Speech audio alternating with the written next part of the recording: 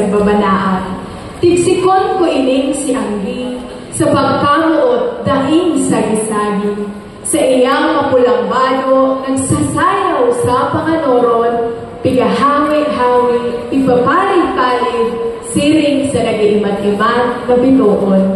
Tigsikon ko ining si Anggi, na pano ni kagayonan, sarong makusog, asit mabuot na soltero, siya nagustuhan. Sa indang banwaan na pano ni pagkaminuotan, kanlo ang pulang pusong nag-iilusyonan. Lihis sa kaaraman, kay soltero may nagkakagustuman, sarong babae, pano ning kapaitan. Sa katotohanan, siya daiman magugustuhan, kang soltero si Anggi lamang ang kamurawayan. Sa grabing kaanggotan, si Anggi sa iyang kinulang, an mapupulang labi, biglang nag-alang, an maputing kutis, nagluyos na maaraw, ang dating kagayonan, suminupo sa helang.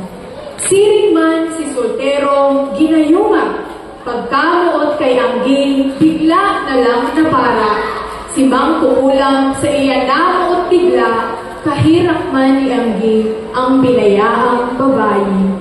Kundi, tigsikon ko ang mga kahimanwa, na kay Anggi, nahirap nilwarang kapara, hinanap albularyo na makakarahay, tangaling si Anggi, umininadagos ang buhay.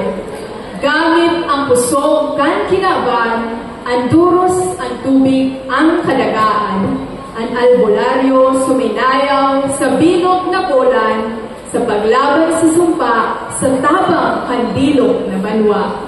Si Anggi nagrahan, sa iyang mapulang bado, bigla na lang nabuhay. Si soltero niligtas, sa gayuma siya naumay.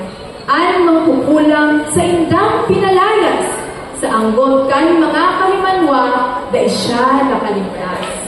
Tigsikon ko ining buwang babae, tigsikon ko ining pagkamot na wagas, sa pulang bado, sa mapupulang pura, minawaras. Si Anggi asin an soltero, padabos na nagkaminuotan, asin ikinasal sa presensya kan bilog na banwaan. Tigsikon ko ining si Anggi, na mahilig sa pula, sa pagkamuot siya guminana. Mala pa ang banwa, ipinangalan sa iya, kaya hanggang ngunyan, mga apuon, madara ang makulay na kultura. Kaya kita isineselebrar ang Magayunon asin maugmang Pulang Anggi Festival. Thank you.